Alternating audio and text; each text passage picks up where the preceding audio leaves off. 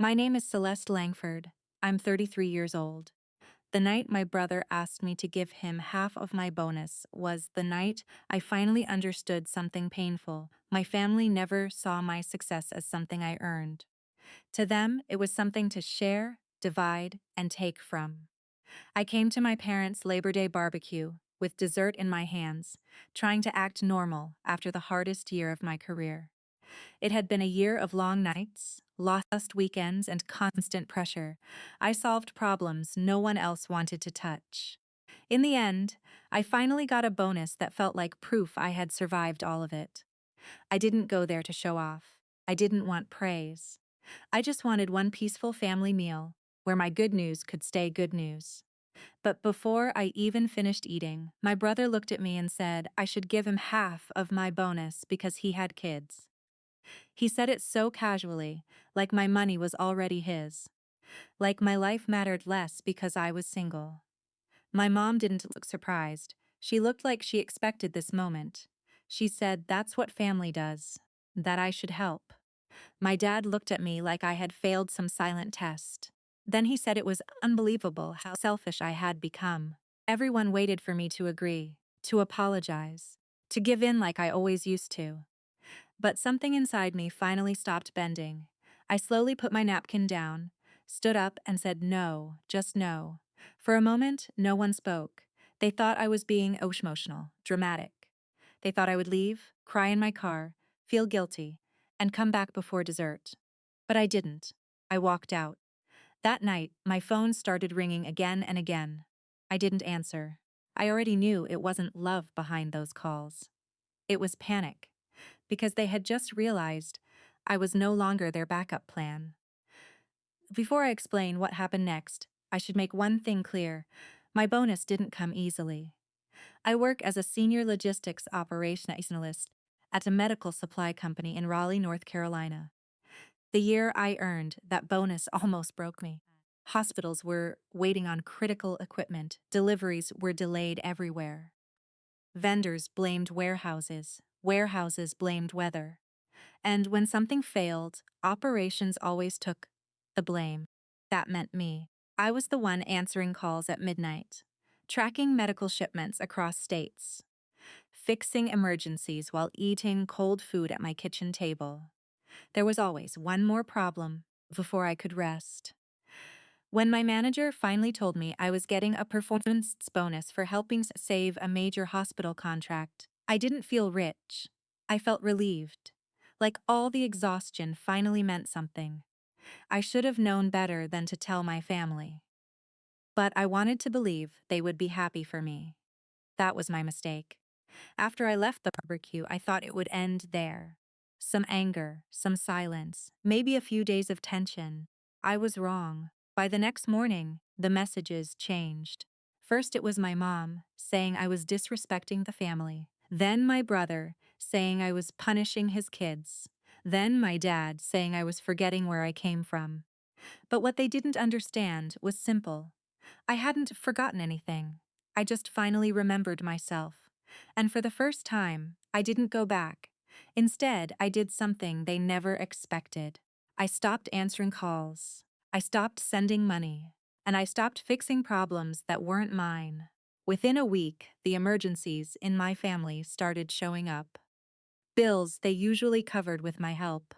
Missed payments they never worried about. Small financial gaps that suddenly felt very real to them. And for the first time, they realized something uncomfortable. I wasn't just their daughter or sister who had a good job. I was the person holding things together without ever being thanked for it. And now, I wasn't doing it anymore. I looked at Mom. She didn't look surprised. That was the part that hurt more than Kyle's words. She just sat there, slowly folding her napkin like this was something already decided. Dad finally spoke, calm and firm, like he was settling a business matter. You should help your brother, he said. He's trying to raise a family. Kyle leaned back like the conversation was already over. Like I had no real option except agreement. Amber avoided my eyes completely, focusing on the kids like she wasn't part of what was happening. But she didn't stop it either. I set my fork down. For a second, I tried to understand how we had gotten here so easily. How my bonus, money I had earned through nights without sleep, constant pressure and responsibility, had turned into something they felt entitled to. Kyle added, almost casually, "It's not like you really need all of it. You live alone." That sentence hit harder than the request itself, because in their minds that was my whole identity. No husband, no kids, no visible struggle, so no real needs. Mom finally spoke, again softer this time. "Celeste, don't make this difficult. Family helps family." I almost laughed, but it came out as silence. "Help," I said slowly. "I've been helping for years," Kyle shrugged. "Yeah, and it's been appreciated." He didn't even sound sure of it. That's when I realized something simple and ugly. They didn't see my help as generosity. They saw it as a system that was supposed to continue. I looked around the table again. The ribs, the corn, the drinks, the normal Sunday scene. It all looked so harmless. But the conversation underneath it wasn't harmless at all. It was ownership. I turned to Dad. "Do you think this is normal? Asking me to give up half of something I worked for?" He didn't hesitate. "It's normal in families that care about each other." That word care felt twisted in his mouth. I pushed my chair back slightly. "Not enough to leave. Not yet. I worked for that bonus," I said. "Nights, weekends, stress you never ask about, and you want me to just hand it over like it's extra money?" Kyle's face tightened. "You're making it sound dramatic." Mom nodded immediately. She always does this when things are about sharing. That was the moment something inside me shifted. Not anger, not sadness, clarity. I looked at all of them. My brother, my parents, and realized they had already decided the ending of this conversation. I was either going to agree or become the problem, so I chose neither. I stood up slowly, pushed my chair back fully, and said the only thing left that was true. "No," Kyle scoffed. "No what?" "No," I repeated. "I'm not giving you half. I'm not giving you any of it." The word hung in the air like something they didn't recognize. Mom's face tightened. "Celeste?" But I was already done listening. For the first time in years, I didn't try to explain myself in a way they would accept. I didn't soften it. I didn't make it easier. I just picked up my bag and walked away from the table. I looked at them all standing there on the porch like they were still in control of the moment. Kyle's laugh faded when he saw I wasn't reacting the way I used to. "One bonus, and you think you are some executive," he said again, shaking his head. "That should have hurt. Instead, it clarified everything." I turned slightly toward my parents first. Diane Langford stepped forward with her arms still folded, her voice sharp but controlled. "You are twisting this," she said. "He asked for help." Then my father stepped into view behind her. Paul Langford didn't raise his voice. He didn't need to. He used that calm, final tone he always used when he believed he was ending an argument. "You are embarrassing this family," he said. "Over money." Kyle stood beside them, almost energized now, like he had support on all sides. "I didn't even ask for all of it," he said. "Just half. That's reasonable." That word again. Reasonable. They had turned theft into reason. I nodded slowly, like I was finally understanding a language I had been pretending not to hear for years. "Okay," I said quietly. That made them pause. Mom blinked. "Okay. What?" I opened my car door but didn't get in yet. "Okay," I repeated. "I understand now." Kyle frowned. "Understand what?" I looked at him directly. "That this isn't a conversation," I said. "It's a pattern." No one spoke. For a second, only the sound of distant backyard music and a dog barking down the street filled the silence. I continued. "You don't ask me for help when you need it," I said. "You decide I owe it, then you call it family." Mom's expression tightened. "Celeste, don't do this." But I wasn't stopping anymore.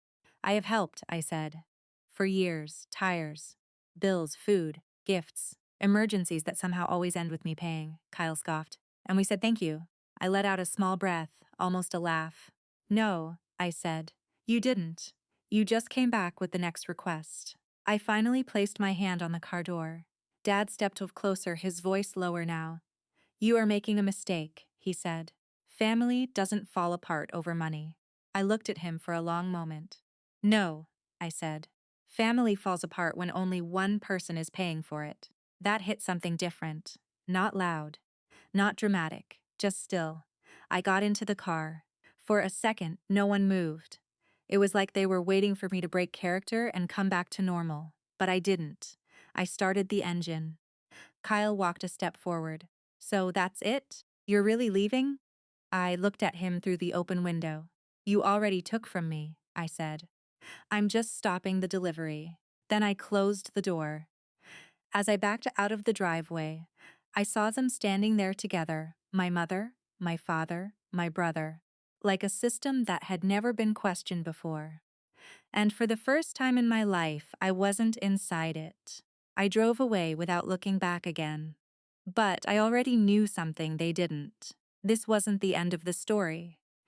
It was the beginning of what happens when the person holding everything together finally lets go. Then she said, Celeste, listen carefully. I gripped the phone a little tighter. I'm listening, I said. Dana exhaled slowly on the other end. This isn't a misunderstanding, she said. This is a system, and you just stepped out of it. I didn't answer right away. Outside my car window, the pharmacy sign flickered, even though the store was closed.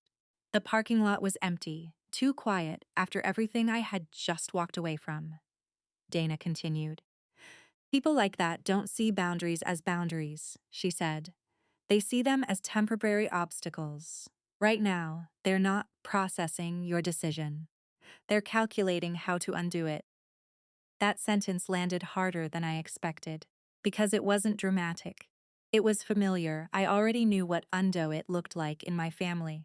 Guilt, pressure, anger, then pretending nothing happened, except I would still be the one paying.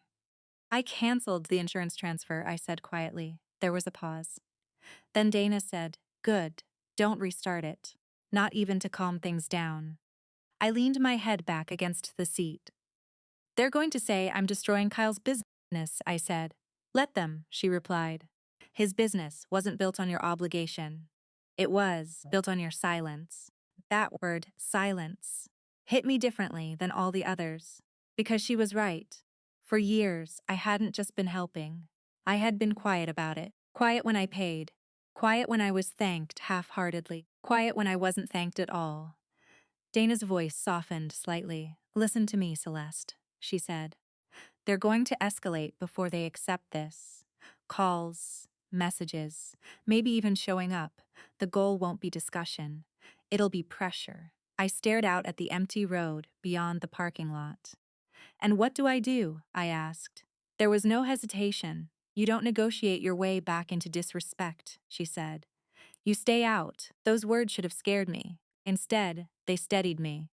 Because for the first time, staying out didn't feel like losing something. It felt like stopping something. I don't think they've ever actually heard me say no before, I admitted. Dana gave a small, humorless laugh. Oh, they heard you, she said. They just didn't treat it like it mattered. A message popped up on my screen while she was still talking. Mom calling. Then another. Kyle calling. Then Dad. All within seconds of each other. The pattern was already starting. Dana noticed my silence. They're calling, aren't they? Yes, I said. Don't answer, she said immediately. I watched my phone light up again in my hand. For a moment, my thumb hovered over it out of habit. The habit of smoothing things over. The habit of being the one who fixes the tension. Then I put the phone face down on the passenger seat. I'm not answering, I said. Dana's voice softened again, but stayed firm. Good, she said. Because this is the part where it gets worse before it gets better. I closed my eyes for a moment, not tired, just aware. For the first time, I wasn't wondering how to keep everyone else comfortable. I was wondering what it would feel like if I finally stayed free of it. And in the quiet of that empty parking lot, I realized something I hadn't expected. I wasn't regretting leaving. I was only realizing how long I should have. There was a long pause on the line. Then Dana said, very quietly, Say that again. I swallowed once. They used my information, I repeated. My name, my email, my credit. I'm listed as a guarantor on Kyle's loan inquiry. The silence that followed wasn't confusion, it was focus. Dana's voice changed immediately, calmer, sharper. Okay, she said. Don't confront them yet. I looked at my laptop screen, at the email still open, like it might rewrite itself if I stared long enough. I wasn't planning to, I said. Good, she replied. Because this just stopped being about family arguments. This is now about financial exposure. That phrase made my stomach tighten.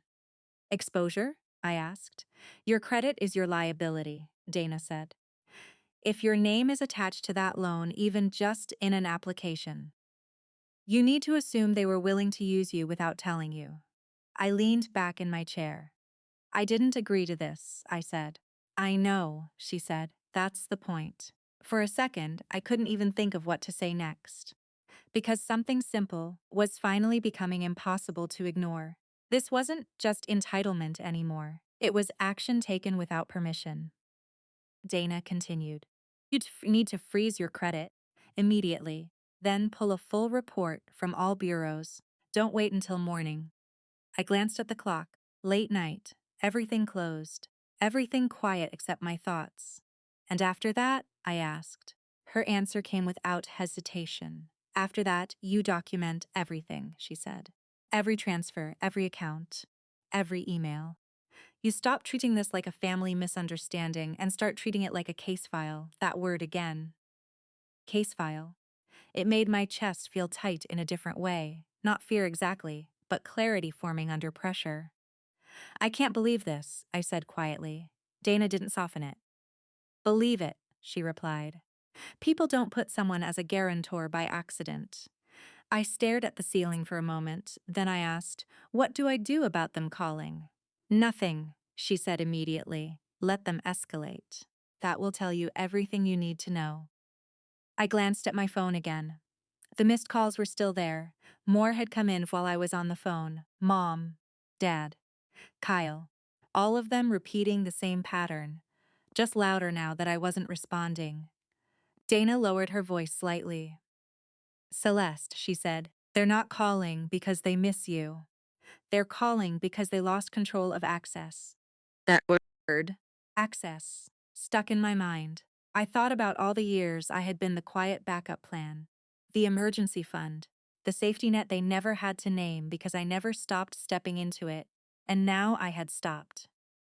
I'm scared this is going to get worse, I admitted. It will, Dana said.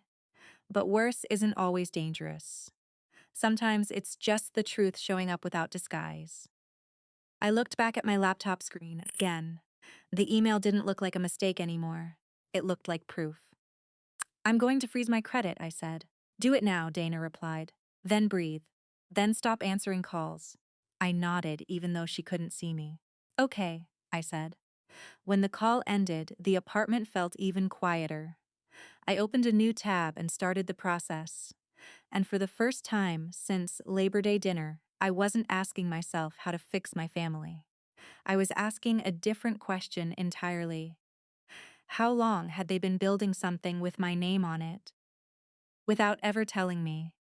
That sentence should have pulled me back.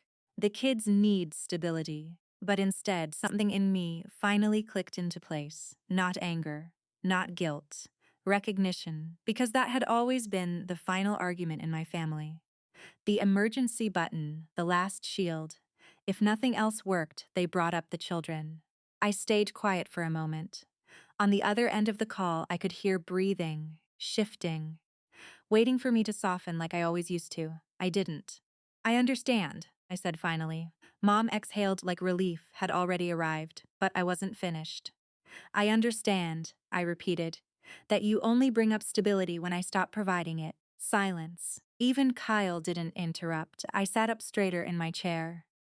Because when I was paying for things quietly, I continued, there was no concern about stability, only expectation. Dad tried to speak, but I cut in, not loudly, just clearly enough that there was no opening. I paid for truck tires, I paid insurance gaps, I sent grocery money. I covered subscriptions. I helped without being asked in ways I never agreed to repeat. Kyle's voice came back, tense now. Then why are you keeping score now? I didn't hesitate. Because you turned my help into a system, I said. And you forgot to tell me I was part of it. That word landed differently this time. System, not family. A system that only functioned if I stayed quiet. Mom's voice softened again, carefully. We never meant it like that, but even she didn't sound fully convinced anymore. I looked at the laptop screen in front of me.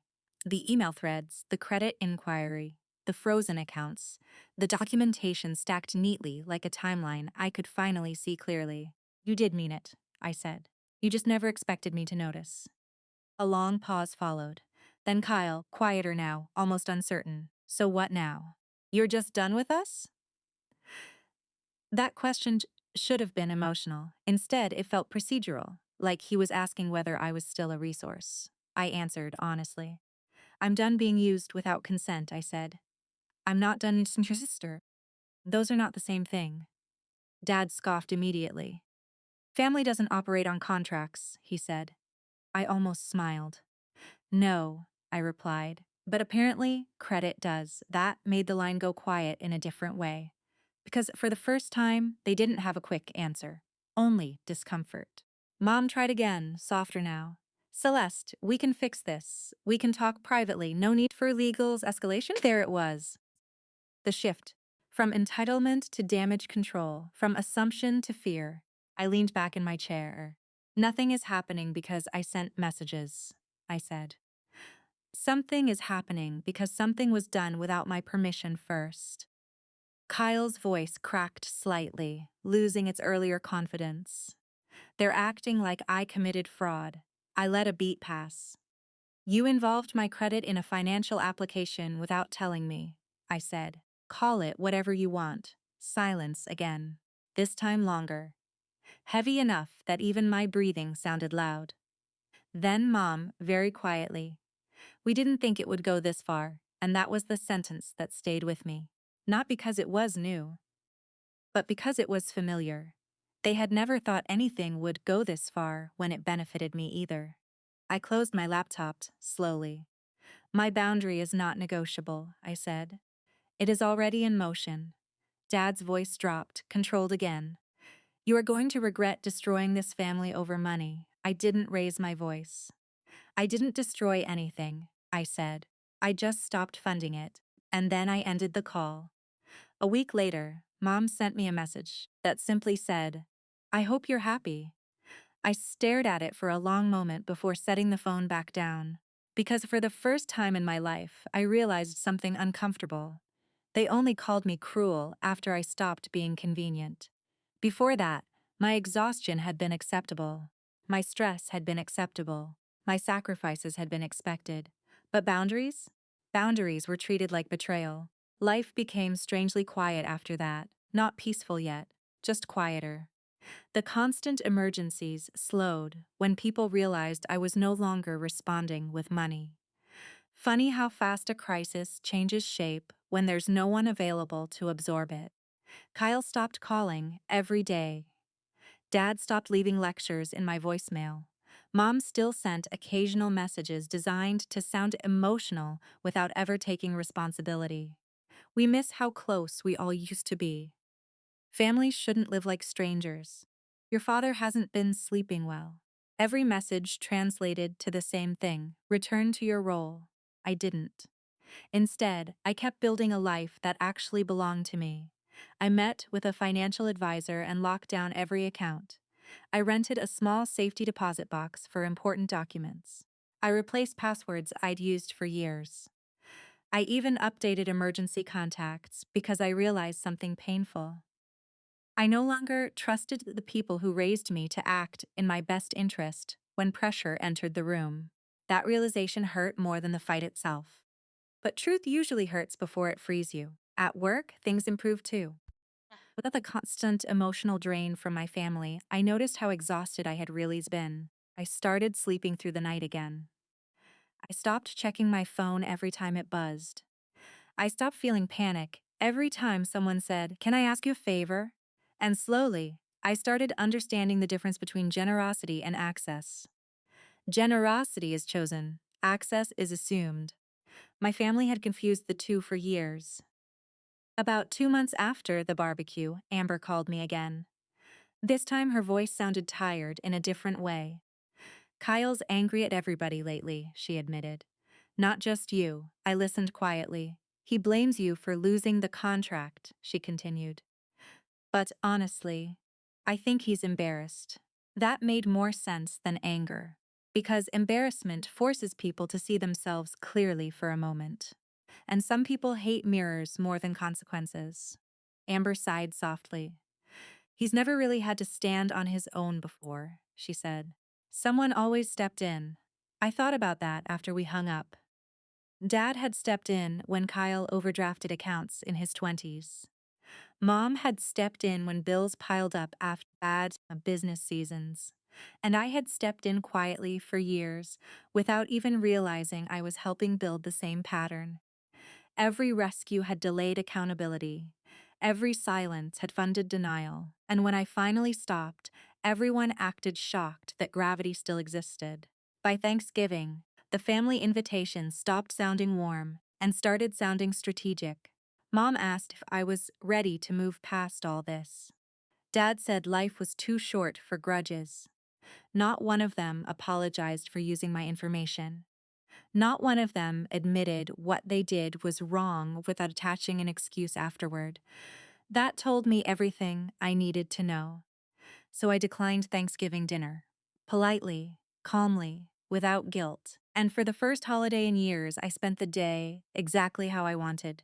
I cooked for myself, watched movies on the couch, took a walk downtown while the air turned cold around sunset. No pressure, no hidden conversations, no one measuring what I owed them.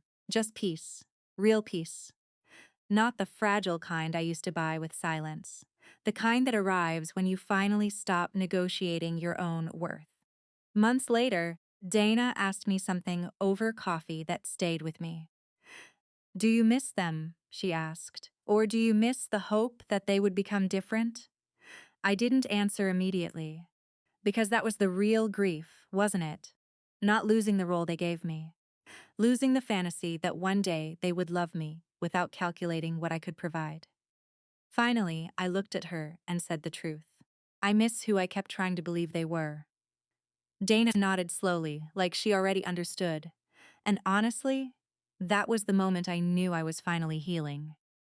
3 weeks later, I agreed to meet my parents and Kyle at a diner in Raleigh. Not at their house, not in Dad's backyard where every conversation turned into a courtroom, a public place. Noon. My own car parked near the exit. When I told Dana I was going, she gave me one warning. Don't walk in hoping they've become different people, she said. Walk in knowing who you are. So that's what I did. Kyle looked tired when I arrived. Mom looked nervous. Dad looked irritated, which in his case usually meant worried. I sat down and placed a folder on the table. Dad frowned immediately. Is that really necessary? He asked. Yes, I said calmly. Inside the folder were copies of everything: the credit union email, the inquiry alert, the canceled payments, and a short list of boundaries.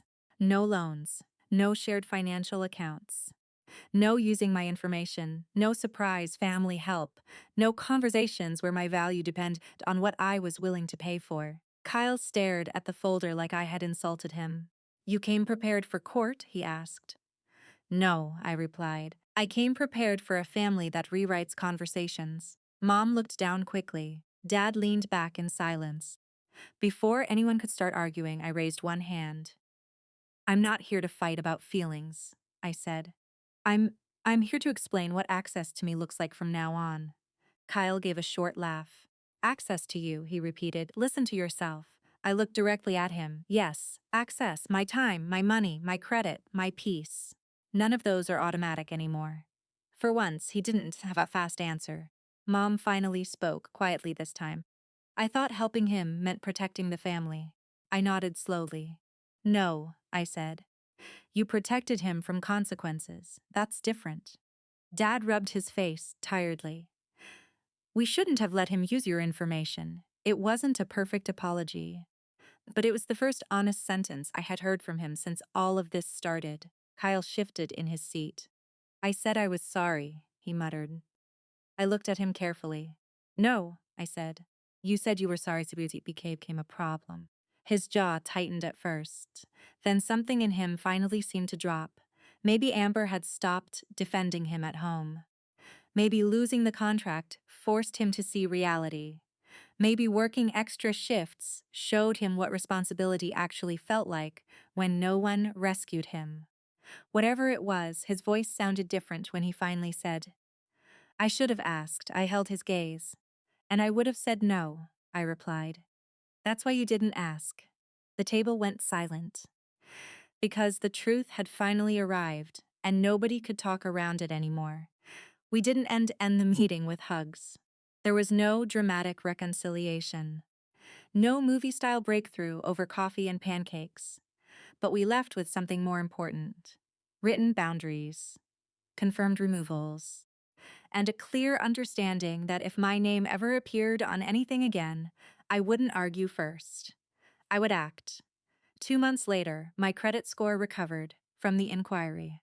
6 months later, I used part of my bonus as a down payment on a small condo with morning sunlight in the kitchen and silence that actually felt safe. The first night I slept there, I realized something important. Peace is not always loud. Sometimes peace is your phone staying quiet. Sometimes it's opening your banking app and recognizing every transaction. Sometimes it's knowing nobody is secretly building their future on top of yours. What happened with Kyle taught me something I wish more people learned earlier. Family can be a beautiful word, but in the wrong hands, it becomes a weapon. Real family does not measure your value by how much you sacrifice for them. Real love does not demand access to your paycheck, your credit, your future, or your silence. And boundaries are not cruelty. They are instruction. They teach people how to treat you, and they teach you that your own life deserves protection too. I did not ruin my brother's business. I simply stopped letting him build it on top of me. And if that made me selfish in their eyes, then for the first time in my life, I was willing to let them be wrong. So tell me honestly, if your own brother demanded half your hard-earned bonus because he had kids and you lived alone, while your parents took his side, would you pay just to keep the peace? Or would you finally let them learn the cost of disrespect? And maybe that's the real point of this story. Sometimes strength doesn't begin when you fight louder. Sometimes it begins the moment you stop accepting what should never have been normal in the first place. And while this story is fictional and created for entertainment, the lesson behind it is real.